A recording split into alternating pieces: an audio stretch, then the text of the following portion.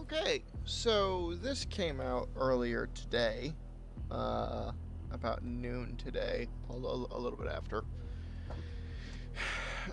Honestly, it's a bit of a pest because I would prefer this came out Tuesday instead of Thursday at time of recording. And then I could have tacked it onto the other video and then just released that all together. But, I don't suppose it's that big of a deal. Anyway, recap for the March Live event, which, again, I haven't watched. Honestly, at this point, I think I'm just not going to watch the live events and just cover the recaps. Anyway, March Live event recap. A few days ago, we hosted a live event on our Twitch to update you on Broken Arrow's Baltic Battalion release development progress. In case you missed it, you can rewatch it here. Below, you'll find a recap for what was discussed. Thanks for your continued support. The game will continue to evolve according to the roadmap and your feedback. The next live event will be held in April. And I'm doing this here with the Steam overlay because I think it might be more convenient. Potentially. The screen might be a little smaller though. Can I make this bigger? Oh, I can make it bigger.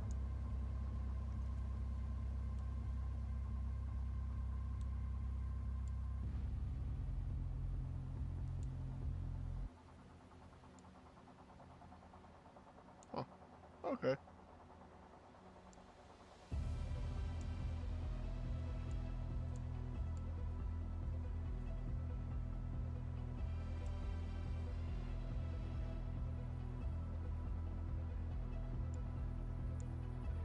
Alright, I suppose that works.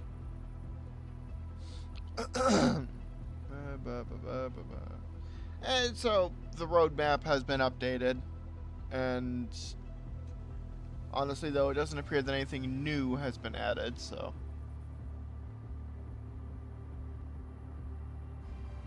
Apparently they're working on spectator mode now.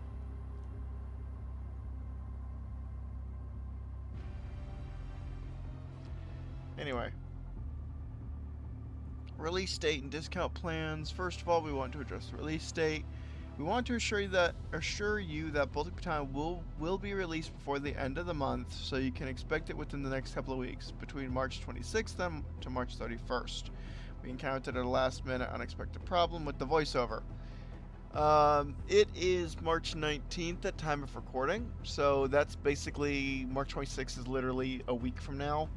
And then March 31st is not quite a week from March 26th. So, later than I expected, because I figured it would come out within the third week of March, which it currently is, or the fourth week of March, which starts on the 22nd, I believe. I mean, it could still come out on the fourth week of March.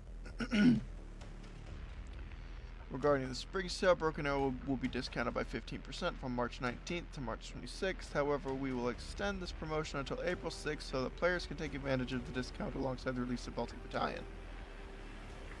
Okay, so I assume anyone who is unsure of whether or not they want to buy the game basically looks and is like, ooh, free DLC. And then, oh, look, the game's discounted. And then they can just pick up the discounted game alongside the free DLC. At least that's my understanding. Excuse me. The roadmap has been updated to reflect current progress. The Baltic Battalion DLC is considered complete and is awaiting release. The next specialization is in development while spectator mode is now actively being worked on. Post-match reporting has already been implemented. This roadmap remains a live document and will continue to evolve over time. The next specialization is in development, so that's the Russian DLC spec. Although it looks like they're technically working on all of them, or at least both of these and that at the same time. I still think that's China. I still think the new faction is China. I think the new campaign, the biome, War Theater, all that, I still think that's going to be Indo-Pacific. Which is hilarious because that comes out in 2027 and then China tries to... and then real world China tries to invade Taiwan, and I mean, the game's already been burdened by one real-world conflict, and then going and predicting another real-world conflict is going to be the kind of, it's going to be the kind of ironic no one really wants.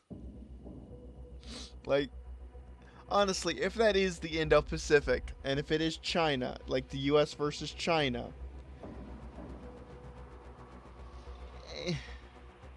it's probably going to be about Taiwan. And if that comes out, and the campaign's about Taiwan, and then China goes in, like, and then China goes and invades Taiwan in the real world, either in, I think it's April or October, is because if you're China, you can't just invade Taiwan whenever. There's two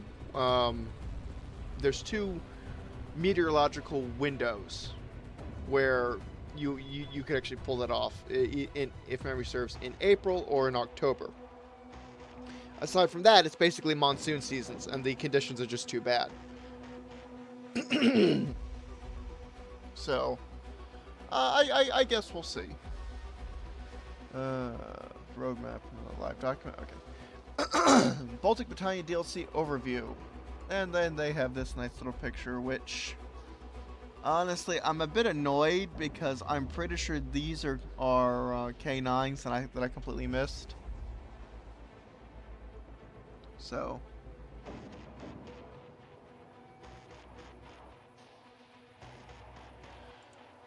the Baltic Battalion DLC introduces a new army specialization for the U.S. nation, increasing the total number of available specs to 6. I'm going to use nation instead of faction, because I think faction is kind of stupid. It is built around the concept of allied reinforcements, combining Lithuania, Latvia, and Estonia into a single playable force. These countries have been grouped together because individually they do not provide enough equipment to form a complete specialization. The system is designed to expand further as new nations are introduced. The specialization focuses on motorized and mechanized warfare with a strong emphasis on infantry and infantry fighting vehicles compared to other U.S. specializations. It is less tank-focused, heavier than striker-based formations, so the striker cast spec, I assume, and more versatile than Marines, while having more limited access to helicopters and aircraft. A key aspect of the design is the wide mix of modern and older equipment, reflecting the reliance of Baltic armies on reservists and conscription. Players will have access to a broad variety of units, but more advanced equipment is available in lower numbers, encouraging diverse deck building rather than repetition. The more I'm reading this, the more this sounds like it's going to be a US take on mechanized. And I know I said that before, but that's kind of what I'm leaning towards, is that it's a US take on mechanized. Just like how I think the new upcoming Russian spec is supposed to be like a Russian take on something kind of like SOCOM. That it's going to be Russian National Guard / internal troops slash Rosvardia. Infantry plays a critical role with a large variety of units organized by role rather than loadout. Each role includes one unit per country, and players can switch between national variants, fully replacing the unit, including its weapons and visual identity. They say switch between national variants, and I think... I don't know. I don't want to sound conceited or like tooting my own horn here, but I think this goes back to what I was talking about with different variants of units. Like here, instead of having, or not here, this, instead of having like this, you would have Latvian and then Lithuanian and then Estonian for a single unit. So, actually, now that I think about it,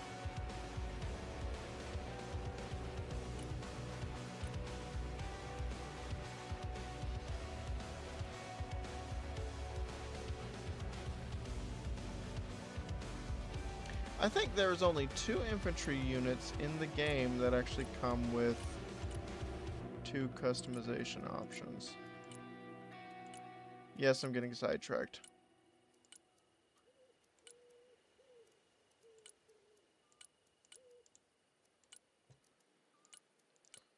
I think there's only two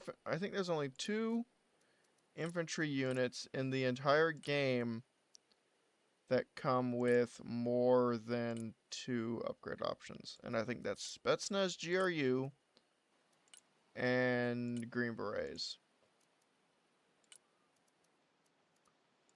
I'm pretty sure nothing else. I'm pretty sure all the other infantry units have,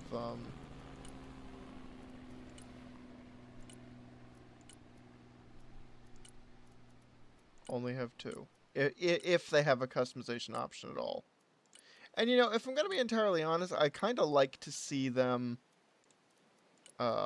add more customization options for different infantry units. So, and I mean, I know I've talked about the potential of adding like the top attacks raw version here, where it just gives you this except it's top attack, which just this being top attack would make it surprisingly effective against armor. It'd be kind of like your own sort of. It'd basically be like Maz, but slightly worse. But what I mean is different customization options for units that don't have any. Like this, maybe instead of, and this is purely hypothetical, maybe drop the price down to like 70 or 65 or something like that.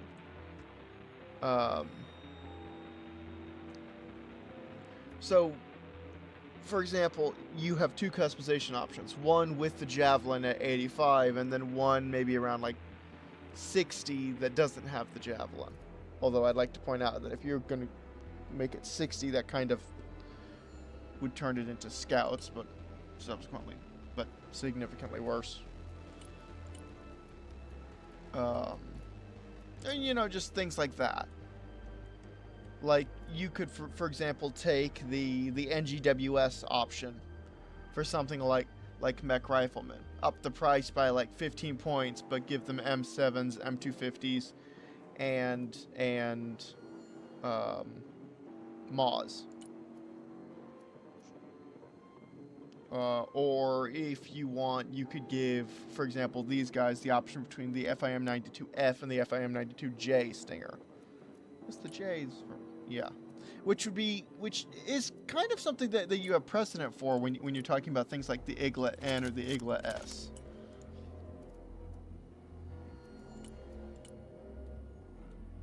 Or, for example, with these guys, have the option of swapping out the M240 for something like the MG338. That's the kind of thing I'm talking about. I know I made mention with some of these units, particularly with Airborne, the option of giving them M7s, at least so that they would be more in line with things like the Airborne NGSW. So. And I know I mentioned for Weapons Squad, you have the option of giving them M7s and then replacing the M240s with MG338s, but for like an extra 15 points to bring it up to 140. Or you can drop the number of M7s down to 6, give them 1 M250 and then 2 MG338s. Because for Weapons Squad in particular, and I know I mentioned this in another video, but I'm going to say it again. But for Weapons Squad in particular, the whole idea of the M240s in Weapons Squad is to provide cover fire. The problem is that the M250 does pretty much everything that the M240 does. In fact, I think it's basically, I think it's literally the same.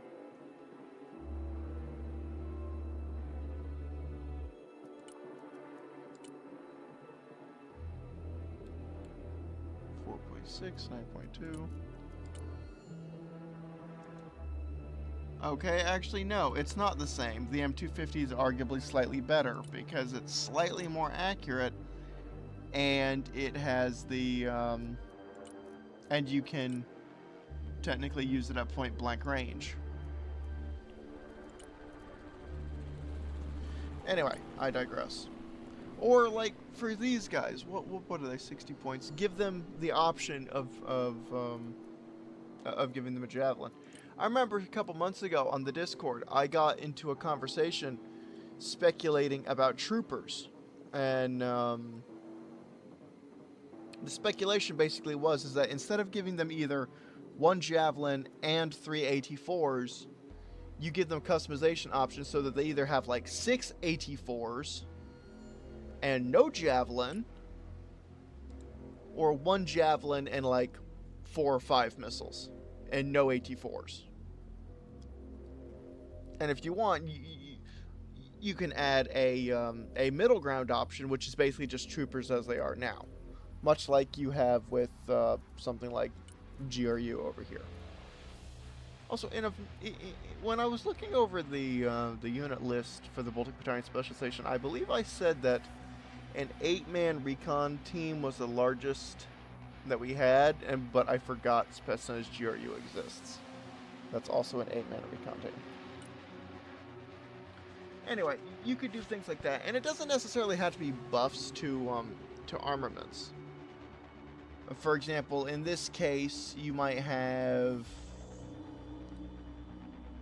I don't know, but it doesn't necessarily have to be buffs to armaments. You could, I'm not sure how well something like swapping between standoff and CQC would work for most regular infantry, but I suppose you could do something akin to this.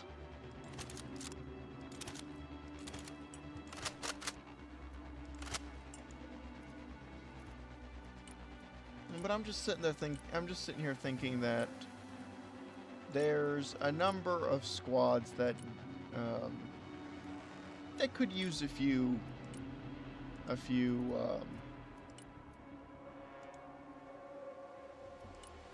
I'm just thinking that there's a number of squads that could use a few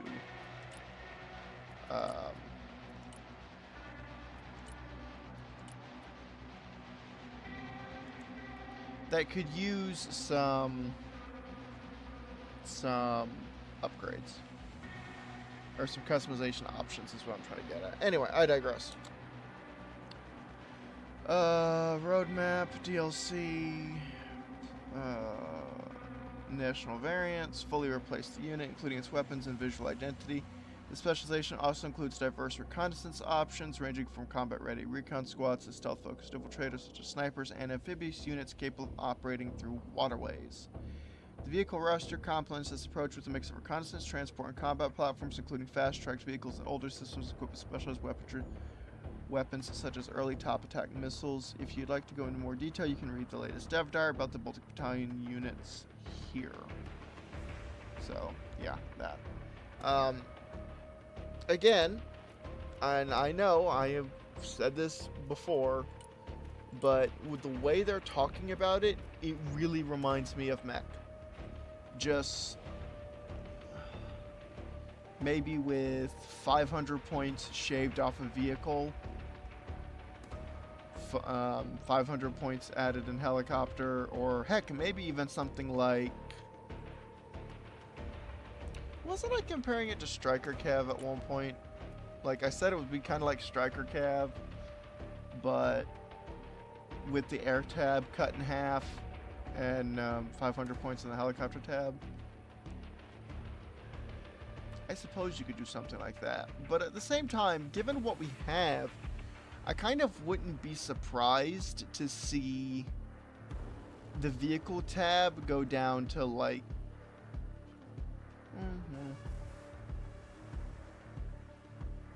I'm not sure if the vehicle tab will go down to 500 points, because I'm trying to think about the vehicles themselves. You have the Leopard 2 A8 the G-Wagon, and the Type X.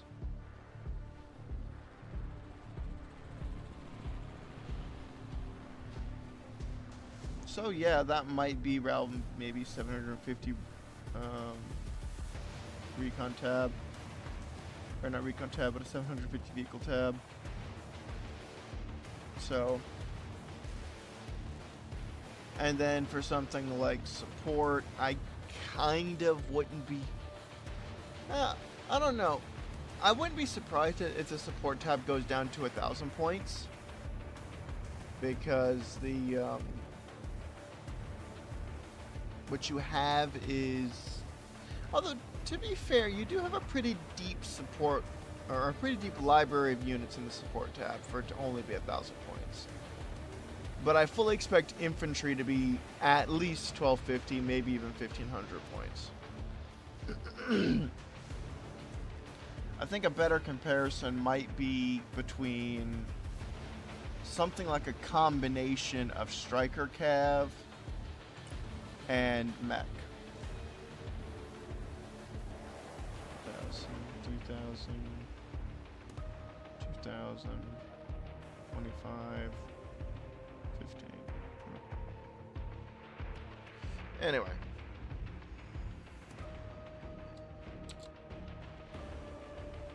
Patch and technical improvements. A major update will be released alongside the DLC. This update includes numerous fixes, gameplay exploits that have been identified recently, along with significant technical improvements. Most notably, the game size has been reduced.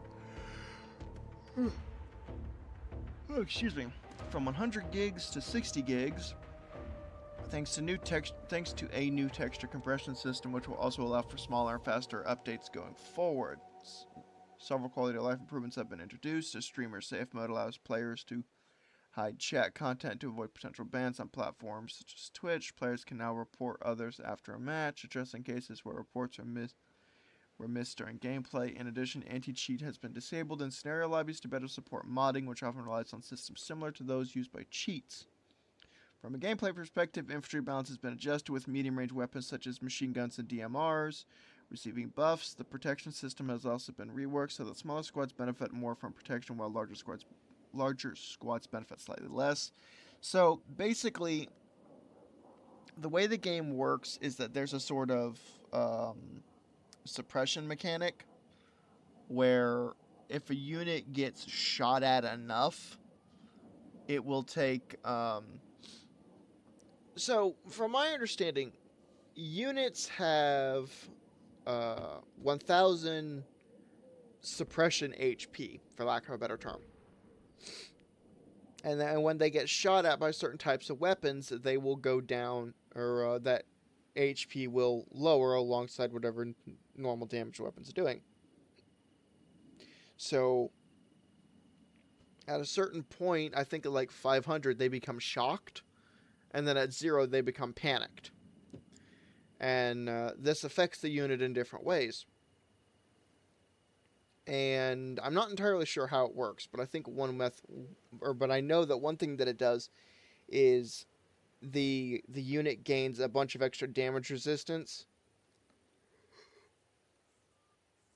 Oh, excuse me. At a certain level. And but at the same time, things like mobility and their outgoing damage is also reduced.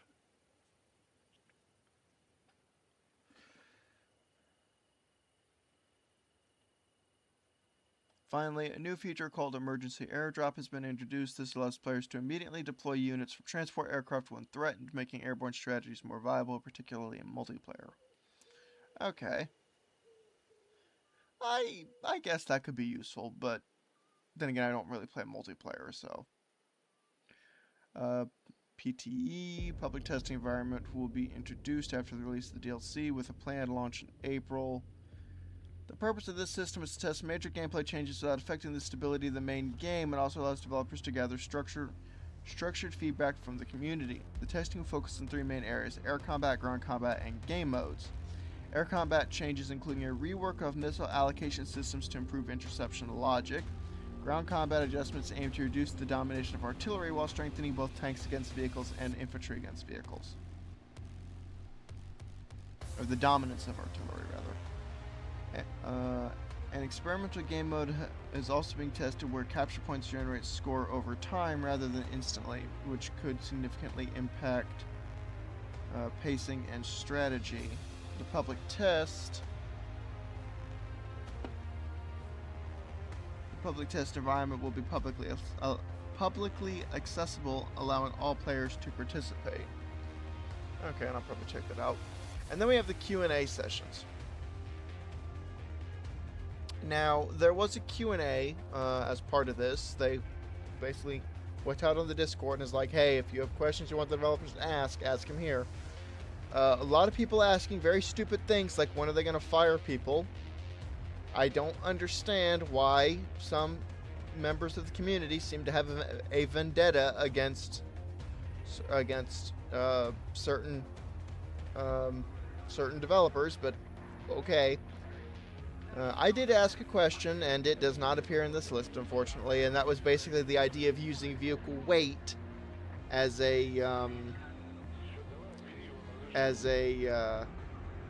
using vehicle weight to try and add a bit more depth to things like airdrops, sling loads, and the kind of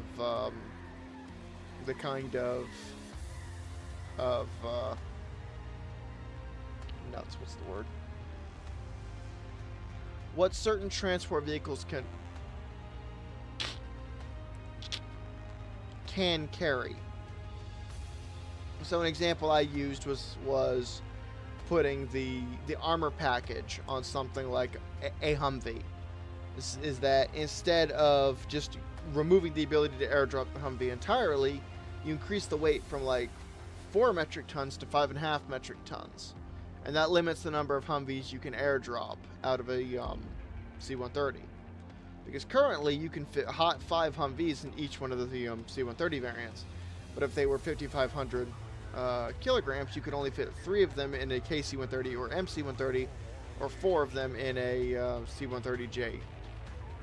Well, C-130J30. So, they hadn't addressed that, which kind of sucks, but I think it would be something interesting to see. On the monetization of future U.S. and Russian specializations, will all future specializations for the 2 base game factions, U.S. and Russia, be free, or will for those who own the core game, or should we expect new specializations for existing nations to be sold as paid DLC, similar to how entirely new nations are handled? This approach doesn't depend on whether or not the specialization for the U.S. is for the U.S. or Russia, but rather on the scope and the amount of content included in the DLC. If the DLC is large and introduces many new units and features that require significant development time and resources, we can't realistically release it for free. Honestly, that's pretty fair. As the development time still has a cost. In this specific case, we wanted to make a gesture to the Broken Arrow community by celebrating an important milestone together, at least the game's first DLC. That said, we will absolutely continue to release free content updates as we've already done with the events like Halloween. However, applying the same model every time, for example, releasing one free specialization per nation, wouldn't be economically sustainable in the long run. Okay, so you see, one theory I had for why they released the Baltic Battalion free would be the possibility that they're going to remove it at some point in the future and then bundle the and basically like pull it apart and use it as the bones for for several specializations in a Baltic States nation, which is honestly what I think they should do. And I know I've said this before about talking about adding different nations based on different adding different nations instead of just coalescing everything into like a sort of EU or NATO nation. But if the reason for why they decided to make the Baltic Battalion DLC free is because they wanted to is because they wanted to make it a gesture to the community, then that kind of torpedoes my argument. which kind of sucks because, like I said, I honestly think they should separate the different nations rather than just grouping them up into blocks. I mean, I can kind of understand certain blocks like Scandinavia, the Baltic states, or maybe the Balkans, but countries like Germany, the UK, France, Italy, Poland, Ukraine, Israel, Iran, Japan, North Korea, South Korea, China, India, probably Pakistan. All those countries have enough equipment to fill out at least 3 specializations.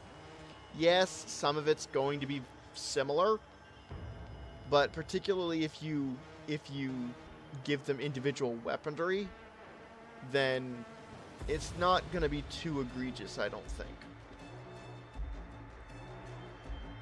What are the next features we can expect? Saves for solo observers, so spectators, I assume. For multiplayer are the next 2 big things that... Saves for solo, I think there's supposed to be an and in there. Observers for multiplayer are the next 2 big things but it will take some time. A beta testing branch will open soon after the DLC to let the community test quality of life improvements and game mechanics modifications. Some players have been asking about the team's capacity to support the game long term. Could you share a bit about how the team is currently structured and how you plan to support future content and updates? We're slowly increasing the size of the team. We released the game with approximately 15 people working full time. We are approaching 30 now. This is not a AAA game developer. I think some people either forget this, don't realize this, or flat out ignore this. This is not a AAA developer. We plan to support the game for many years with new armies, biomes, game modes, etc. What do you plan for the next balance update? The DLC will contain some global changes impacting the balance, howitzers and MLRS aim time increase, infantry, medium, and heavy machine guns, and marksman rifles damage increase, a modification to how infantry damage works, with more soldiers in the squad means slightly more damage taken, more accurate tank guns. Which is kind of interesting because I thought tank guns were pretty accurate to begin with. Personally, I kind of like to see the range of tank guns increase slightly, but that's just me. But we plan to have a major change coming from the PTE that will impact the balance, so we wait for the feedback from the public and will adapt. Then again, they can't really increase tank gun range too much without running, because ATGMs are supposed to have a longer range than tanks. Or than tank guns. And if they increase the gun range for tanks too much, they're going to mess with that. Especially seeing as it's only really things like TOW and... It's TOW, Cornet, Conkers, and just barely vehicle launched javelins that actually have ranges that exceed tank guns. Man portable javelins that aren't the lightweight Clue version, and Melts and Faggot are all shorter ranged than tank guns. Are you willing to open a map making section of the editor? And then they basically say that it's impossible in the short to medium term, as we use third-party softwares to make the maps.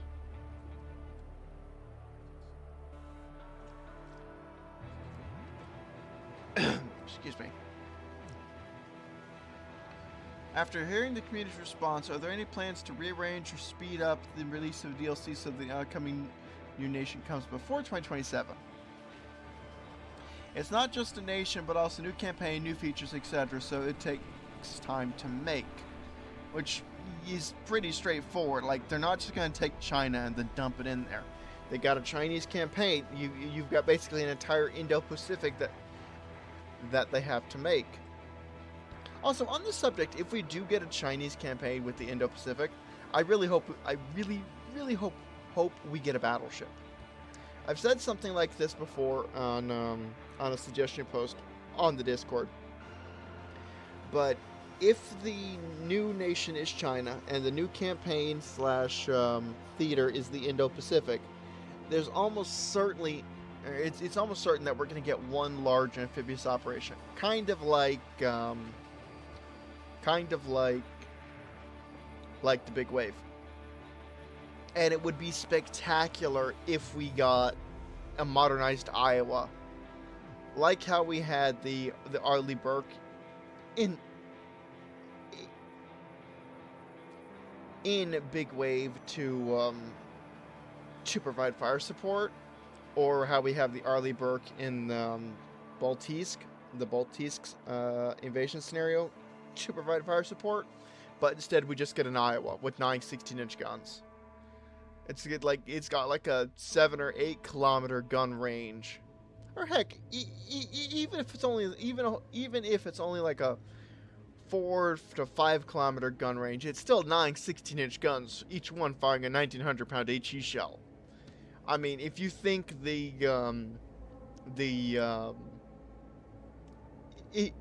you think the 2S7 hits hard, the 2S7 ain't got nothing on that. So, I would love to see an Iowa. And then also, in turn, I would love to see an Iowa shoved into the scenario editor so we can use it in scenarios. That would be extra fun. Any news in regards to modding? The next patch will allow players to open scenario lobbies with modifications of the game. One of the 2 anti-cheats was not disabled previously. Also, we are working on a feature to include a copy of the unit's database in scenarios. This database can be modified with a third-party editor, many of them available for free. This means that you can create a scenario. Remember, a multiplayer game mode is a scenario with units having different characteristics. Okay. Are you planning to add a Middle East campaign? Yes, but not in the near future. That's probably for the best. I mean, they've already, like, honestly, the Russian invasion of Ukraine has already created so much turmoil for the game's development. For reference, the game started development in late 2019, early 2020. It entered development seriously in 2021. And then a little something happens on, say, February 24th, 2022, that involves one of the 2 major nations that the game is, or one of the 2 major nations that the game involves, Russia. And it just creates a big mess for the developers to deal with, because you've got some people saying that, oh, well, Russia's crap in real life, so this should be crap in game. I am not kidding. I have seen people on the Steam forums asking when we are going to get donkeys and camels in the Russian support tab for logistics. And then you have the other side of the group, the particularly dumb ones, in my opinion, the English-speaking pro-Russian crowd, who are asking for maps in, like, New York and Chicago because, insert some variation of, Russia could be in those cities in a week if they wanted to. I'm not exactly going to say say whether or not they could or couldn't. All I'm going to say is I think there's a lot of folks in both the United States Air Force and the United States Navy who would like to see them try. Anyway, in the last live stream, you all teased a bit about having attack drones. Are these attack drones going to be one-way attack drones like Shaheeds? Ooh, excuse me. Or are they more like FPV scout and bomber drones for infantry? Will they be countered by manpads? Loitering ammunition is the term we use. These are basically missiles with a man in the middle control or AI terminal guidance. The rules of what can intercept or not must still be defined and tested. Okay, so they haven't even bothered testing. Like, it's only a concept at this point. On the status of the Baltic Battalion outcoming factions... excuse me again. On the status of the Baltic Battalion outcoming nations, currently the Baltic Battalion specialization is announced as the free 6th specialization for the U.S. If a dedicated European Union or just European faction is introduced later, do you plan to migrate the Baltic units to that new faction? I guess I'm going to use faction there because nation wouldn't make much sense. Will this specialization remain a permanent part of the U.S. roster, or is it a placeholder until a more fitting nation/faction is released? We will take this decision, although I think make might actually be better there, when the moment comes. But technically, nothing prevents a specialization to be present in two factions at the same time. And this works in both directions. You can imagine USMC or US Airborne being part of another faction as ally reinforcement. Which kind of reminds me of something that they suggested back in early 2025 when they were doing a showcase of, I believe, the tutorial mission. Someone apparently asked about what are you going to do with Canada, and one thing, and I believe this is purely just an example, just as an example, was they could take Canada, make Canada a specialization, and then make it so that you could either tack this Canadian specialization into a deck with either U.S. specializations or British specializations. So, but I believe they were using that purely as an example in that case. Will ships or similar units arrive at some point? We will expand the ships for option in the future with rubber boats, patrol boats, and larger ships supporting ground battles with guns and missiles. As for true blue water naval warfare, the scale is very different from ground battles. Fleets are strategic assets and fit better in a game like IBCM than Broken Arrow in their use. Which does make a degree of sense. Like, you're not going to see ships get close to the shore all that often. At least not big ones. You know, and the obvious example is the big wave. You're not going to see a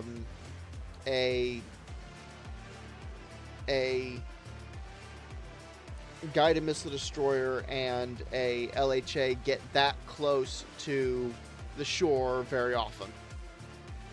Because that LHA, I mean, it's a landing helicopter assault, if memory serves. That's what LHA stands for.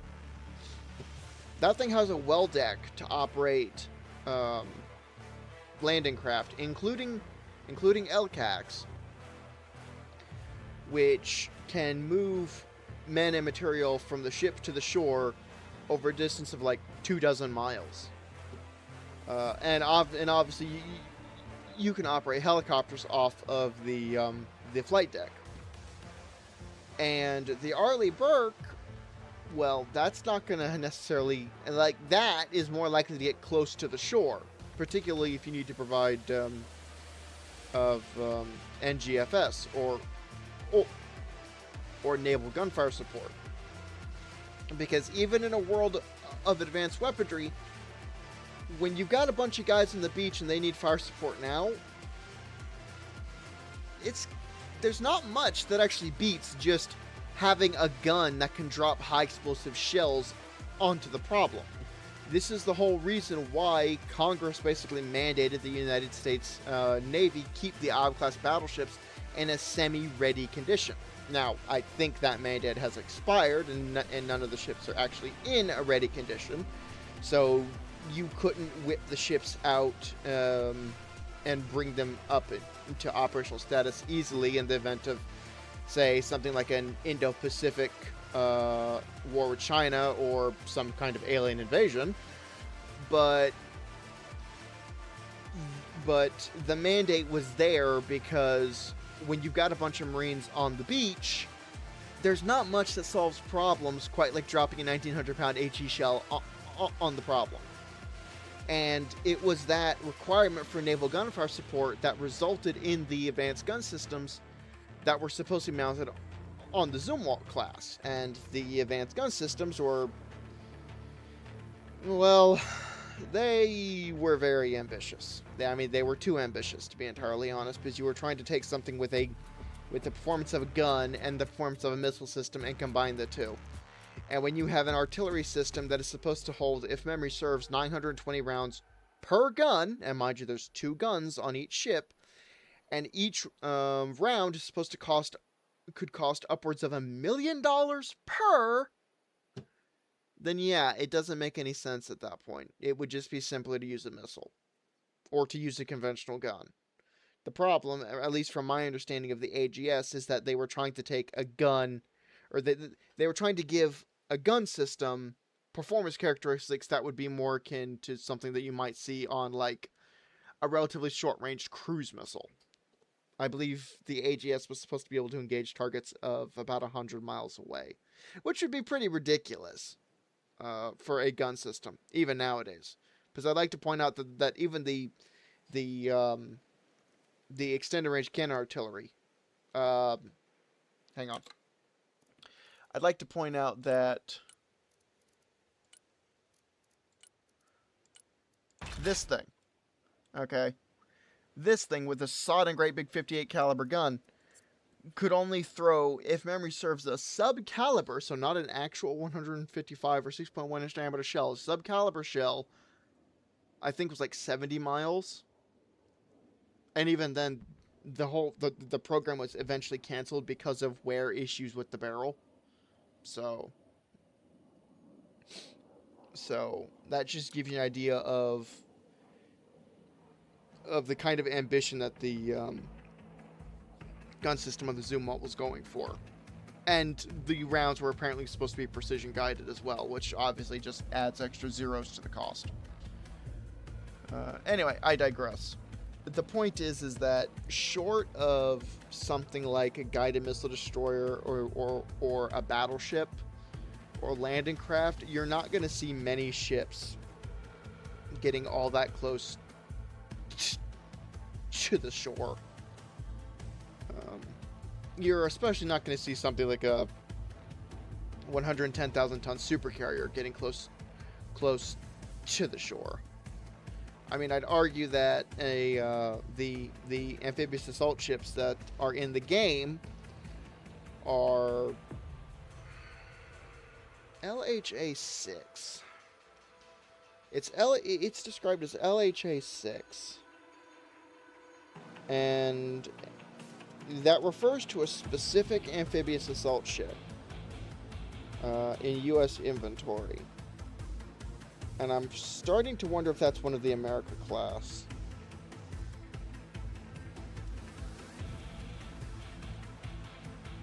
Yes, it is. It is actually USS America, LHA-6, lead ship of the America class of amphibious assault ships. These ships are not small. I mean, coming in about 45,000 tons. For reference, Russia's only aircraft carrier, the Kuznetsov, which I'd like to point out spends a not insignificant portion of its time on fire, comes in around 50,000 tons. So, if they want to add the Kuznetsov, it's not going to be that much bigger than the LHA in-game. Also, amusingly enough, the amphibious assault ship in-game is the LHA-6 specifically, which would be USS America, lead ship of the America class of amphibious assault ships. And yet the two ships, the two first ships of the class, the America and the Tripoli, don't have a well deck, if memory serves. It's not until you get to the Bougainville, LHA-8, that you actually get ships with a well deck. So, yeah.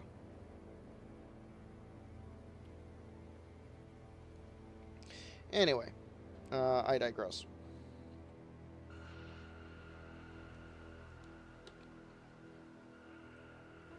Where was I? Here we go.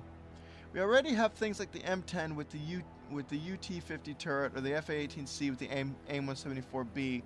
Will we see more things like this? For example, the M1 Thumper, the AGDS, certain object tanks like the 640 or wheeled Sprut, which to my knowledge is a real concept that was even shown on April Fool's as an in-game vehicle. I can't speak for everyone, but I personally enjoy seeing this kind of equipment in the game. I'm pretty sure I know who wrote this question. There are also people who react negatively to anything like this that is not standard equipment, so we try to find a balance between realism, fantasy, and gameplay interest. Honestly, this kind of reminds me of World of Warships, for example, because there's a lot of ships in World of Warships that were never actually built and and uh, that never actually left the drawing board because and I've seen some people advocating, at least I used to on the World of Warships forums, that ships shouldn't be in the game unless they were actually built, and it's harder to argue that case in World of Warships specifically because unlike tanks and planes, you can't really build a prototype of a ship. I mean, it's happened before. The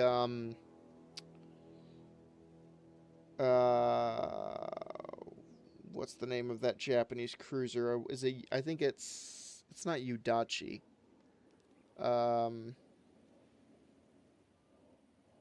Anyway, there's the Japanese, like, you can build prototype ships. The Japanese built a prototype light cruiser in the early 1920s, or not early 1920s, the late 1920s, or early 1930s, which kind of helped them pave the way for a lot of their 1930s era cruiser designs. So you can do that, but a ship is much larger and much more resource intensive than a single tank or a single plane is. So it's not like you can build a prototype tank or a prototype plane. It's not like you can do something like for example, the YF-22 and the YF-23, both for the ATF program. And then you build the two prototypes and then you physically pit the two prototypes together. You can't do that for ships because it's just it's way too expensive. It's way too material intensive, and it's way too time intensive when you realize that it takes 5 years to build a single supercarrier. So for ships, it's less of an argument to support. In this game, it's, well, if I'm going to be entirely honest, I'm biased in this regard. Like, I am very biased because I love what ifs. Okay, I love looking at what ifs or hypotheticals and things like that. So I don't mind things like that as long as it is within the bounds of reality. So don't rip an Abrams turret and then put that on a Humvee chassis. But personally, I wouldn't mind seeing more hypotheticals, more prototypes, and more concepts. And I kind of understand what the developers mean by that, but I don't think it should hold them back all that much. Is at least it's my opinion personally. Is I know the developers are saying that there's some people who don't like seeing that kind of thing, but I still don't think that should hold them back all that much.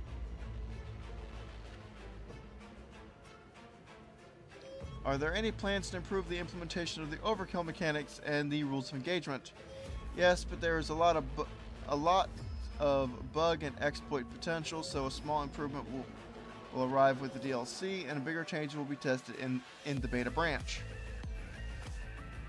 In a few years down the line, after you have added most of the major and minor countries, do you imagine yourselves releasing a massive DLC with a sandbox campaign expansion?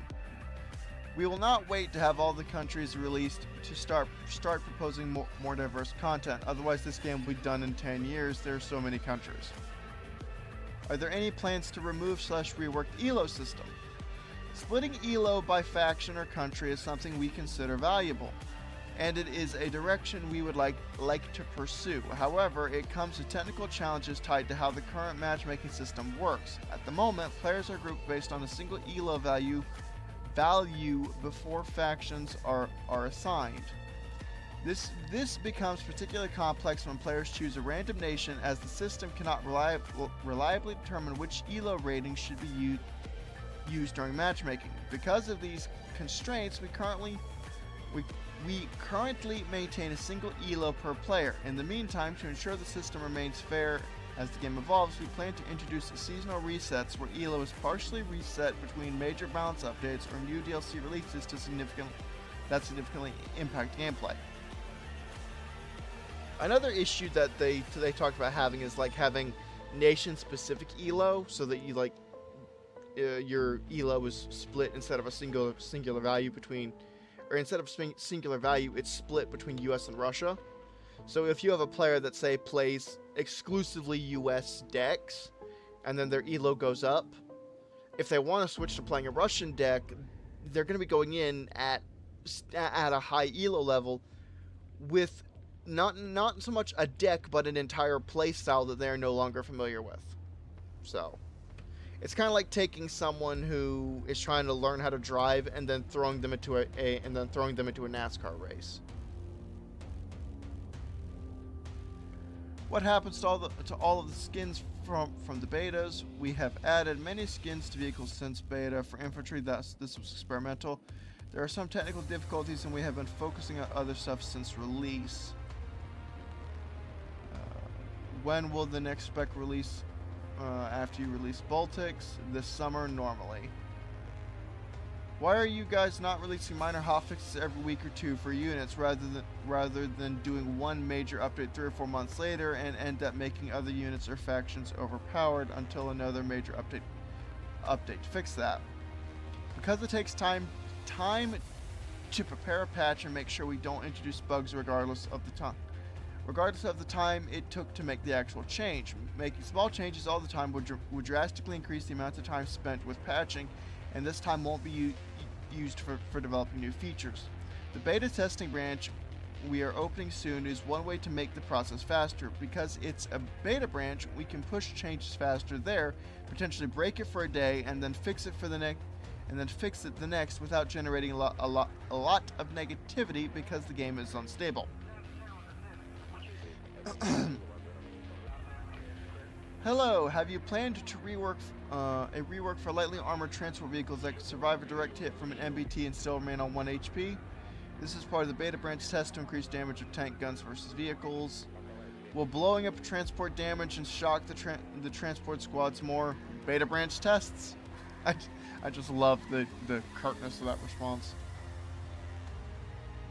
When will it be possible to see the mission name from the lobby so I don't have to enter a room to decide whether to play or quit? There's a balance to find between the refresh rate of the lobby list and the quantity of information we can display before entering a lobby. They say mission name.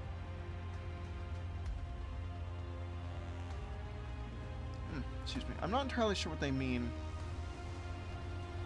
So I take note of the demand and will ask if this is possible. This isn't supposed to come off as rude, and I apologize if it does. It just seems that the majority of the player base has been dissatisfied with the state of the game, and I rarely saw any action on it. It took a while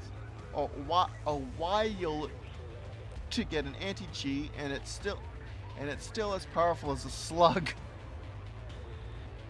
For the first 5 months-ish of the game, players generally believed devs ditched this game, and it was a complete cash grab. I just wanted to know why, and what happened, and/or will this be changed? What happened, and/or will this be changed? We've been working non-stop since release, and we'll continue to work on it for years. It's just that most of the work is invisible to the user's point of view. It's like adding a new light switch on the wall. All you see as the user is the plastic switch. This takes 5 minutes to install or change, but the majority of the work is to bring the cable to the switch. And if there's no plan to have a switch there when the house was built, you have to tear down some of the wall to bring the cable. The waiting times are crazy and cheating is staying forever. So please give us these modes, 1v1 and 2v2. Splitting between multiple modes will increase the wait time and will not eliminate cheating. Excuse me.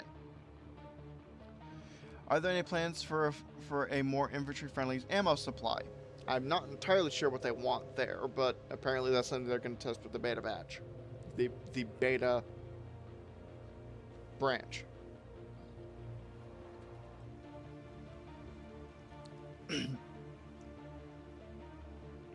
Have you considered rotating, experimental, or wacky game modes that would be available for a limited time? These could either just be a fun gimmick that gets old in a weekend, like infantry-only modes, or a way to gain insight in potential changes like map layouts, 3v3, or attack and defend. Multiple game modes means less people for each of them, so you don't find any matches. So you don't find any matches if you have too many. I assume they mean too many game modes. In other words, you have a very finite pool of players that are playing multiplayer. And the more game modes you add, the fewer players you have for each mode, because you then have to take this finite pool of players and you have to spread it across each mode. And when you consider that a single multiplayer game can have as many as 10 players in it, that kind of produces it creates a bit of a problem. But time-limited events are a good way to focus the attention of enough players on one game mode at a time. Excuse me. Definitely something to be considered. Now, this question, I think the developers might have misunderstood exactly what the question is asking. Would love to be able to select only the Marines or only the Airborne instead of having to combine two specializations at all times. And then they answered, an improvement of multiplayer rules that will arrive in the DLCs to calculate the upkeep based on a fixed deck value of 10,000 instead of the actual value of the deck. Meaning that if you want to make a deck with USMC units only, that represents less than 10,000 points, you will not be penalized. What I think the question, or the person asking the question meant was, it would be cool to only bring one specialization. So, for example, like to bring one specialization instead of having to double them up to make a deck, or being able to add 2 copies of the same specialization to make a deck. Like, say I wanted Marine Corps, just 2 Marine Corps specializations in the same deck. I think that's what the person asking the question was getting at. And if that's what they were getting at, then that also brings me to another potential question. And that's basically how the developers would manage things like unit counts. So, for example, if you did combine, or if you did make a deck, quote unquote, out of just the Marine specialization and the Marine specialization, how many tanks would you have? Because normally you only get 2 FEPs. Would you get 4? Or would you get 2 FEPs 2 times? So, presumably, if they do add eventually, if they do add a feature that allows us to make a deck using just the same specialization twice, they would also make a feature that allows us to just use the same unit twice. So again, with the FEP example, you would have a total of 4 FEPs available instead of just 2, or 2 and then 2. Which, if they're going to do that, one thing that I suppose they could do, particularly if they want to start getting a little bit less stringent about what units can be in what specializations. Okay, so here's the thing. It is a minor gripe of mine, and it will always be a minor gripe of mine, that the Marine Corps does not get access to HIMARS. Now, I kind of understand why they removed HIMARS from the Marine Corps back before the November 2024 beta. I kind of understand why they did that. I don't necessarily agree with it, but I kind of understand why they did it. Anyway, I kind of understand why they did it. I don't agree with it, but I kind of understand why they did it. Because one thing they wanted to do with the Marine Corps was to make the lack of large support assets one of the specialization's weaknesses, which kind of throws, which at least is something you assume they want to do, and then they go and they put the PAC-2 Patriot in the Marine Corps spec. But I digress. Honestly, at this point, I kind of wish they would just, like, pull 250 points from one of the other tabs, throw that onto the support tab, and then just give them HIMARS if they're going to give them the PAC-2 Patriot. Anyway, honestly, I do think that HIMARS fits in Striker Cav, but I would also like to see HIMARS in Marine Corps. So, if the developers do want to get less strict about using the same unit in different specializations, which I think they should for very certain cases, like HIMARS here. One thing they could do is basically do like what I was talking about with the tanks, so that if you have Marine Corps or Striker Cav combined with any other specialization that isn't Marine Corps or Striker Cav, you only get two HIMARS. But if you combine those two specializations together, because they each come with HIMARS, you would get a total of 4. That's what I'm getting at. Do you plan to add in some kind of randomness to maps? For example, randomized capture points, slightly rotated layouts, changes to spawn locations, etc. Yes, this involves some challenges in terms of network synchronization, UI, and balance, but it's definitely something we're trying to create. Could radar vehicles be added? A vehicle which would only act as a SAM but without missiles is weak in terms of gameplay interactions.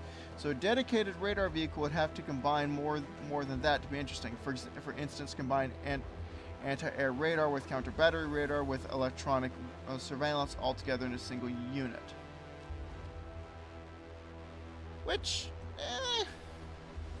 I mean, I can kind of see it, but I don't understand why people would want radar vehicles in the game to begin with. I mean, okay, yeah, sure, you don't have, like, LTAMs with your Patriot, but, okay, what's wrong with just having this?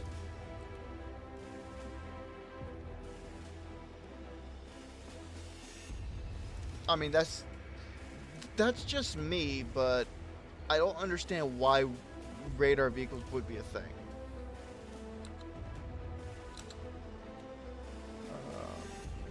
Let's scroll down.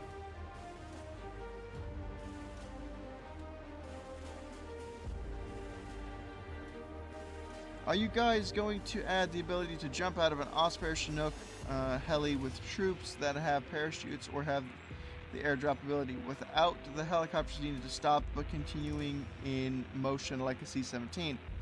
No, but we plan to add fast dropping animations at some point to drop infantry directly in forest and in buildings from the roof. This, honestly, I think it's a bit of a missed opportunity, because if you're going to talk about helicopters,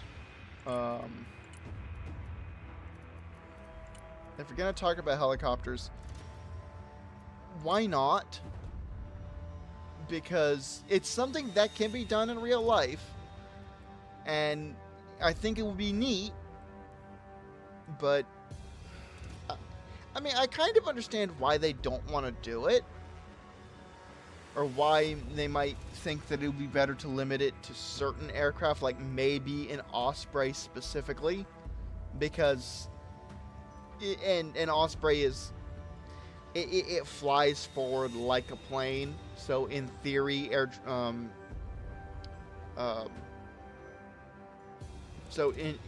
in theory parachuting out of that's not any different than parachuting out of something like a C-130.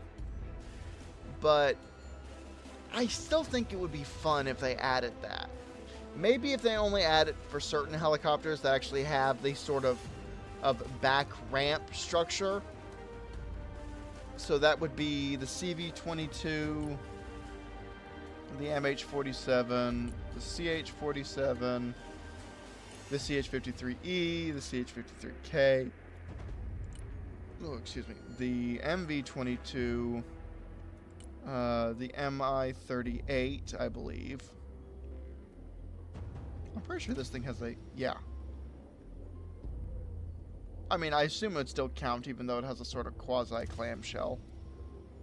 No, that's clamshell. The Mi-28, or the Mi-26, rather. Or the,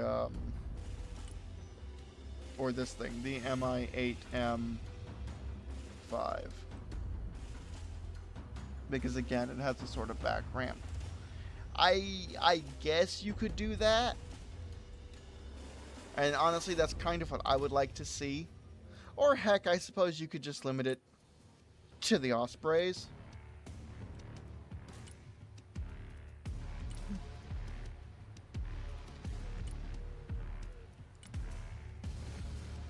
They literally just changed one section of the model. Anyway. But I think it's something that they should at least consider, because I think it could be fun. Especially on something like the Osprey. The Osprey is decently fast. In fact, I think the Osprey is one of the fastest helicopters in the game. Or at least it's one of the fastest things in the game that's considered a helicopter. I can kind of understand why they'd be hesitant to do it from a balance perspective, because if you want to airdrop things, you need a plane, specifically. And planes are vulnerable to things like HIMAD, or more accurately, helicopters are not vulnerable to HIMAD, because a HIMAD cannot engage a helicopter. So Patriot, S-300, they can't engage helicopters.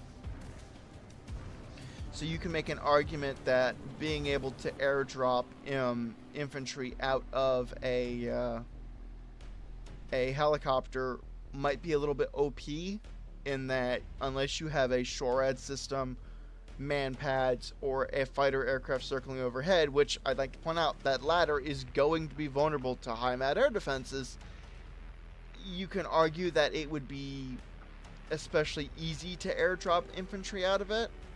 At the same time, though, I'm not entirely sure if that's necessarily a bad thing, because it would add a lot of flexibility. I mean, even if they just allow us to airdrop only infantry and not vehicles, even though you could, theoretically, given the way the game works, airdrop a LAV-25A2 out of a CH-53K. The CH-53K can carry it. Like, it's the vehicle is light enough for the CH-53K to carry, and the LAV-25A2 is airdroppable. So theoretically, if you could airdrop things out of helicopters, you could airdrop that.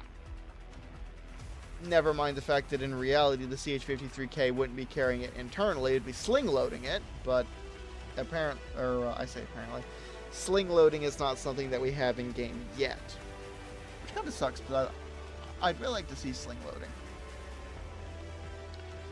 Although I have a nagging suspicion that that's going to require a bit of animation issues. Like, you're going to need a new animation for the sling load. Oh, excuse me. You're going to need new animation for the sling load. You're going to need new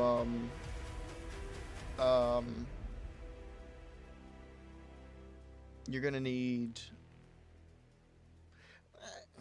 I suppose you could try and get around it by having a common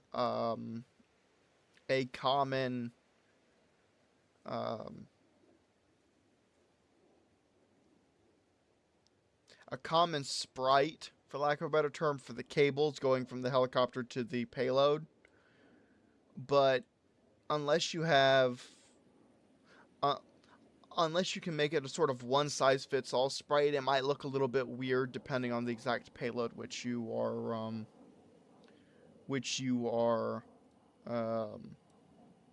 sling loading. But yes, it would be kind of dumb to have something like a CH-53K airdrop a Sheridan, or even something like an an Mi-26 airdrop a sprut. But if you limit it to infantry, I think it could be kind of interesting.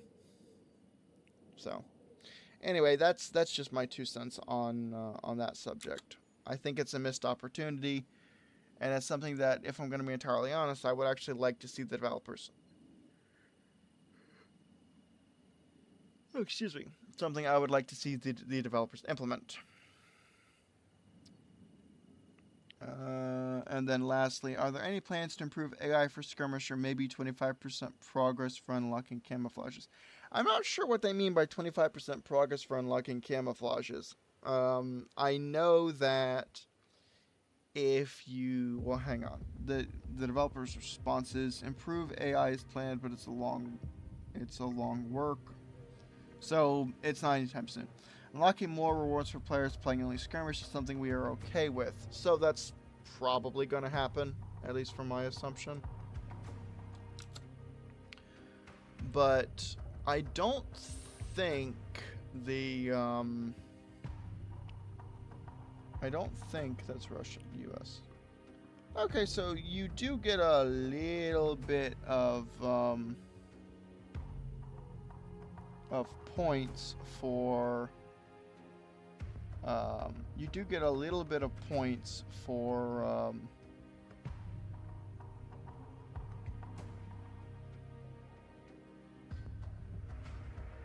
playing skirmish mode. Like this, I say points. You get a little bit of progression for playing skirmish mode from the looks of it, which isn't necessarily bad, I don't suppose. So.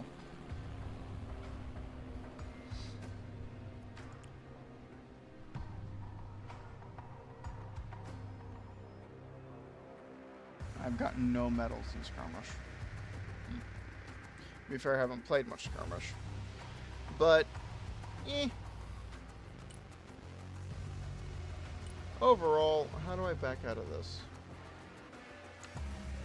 Okay, escape. Overall, that was interesting to read through, I think. The DLC's more, let me think, March 26th, that's next Thursday, so I'm probably going to make, I'm probably going to play this, so this comes out next Wednesday, and then I'm hopefully going to do some DLC related shenanigans from then on. Anyway, that was rather interesting and rather fun to look through. So yes, I am eagerly awaiting the DLC, and I mean that's obvious at this point, so that's very obvious. But that's pretty much it for today.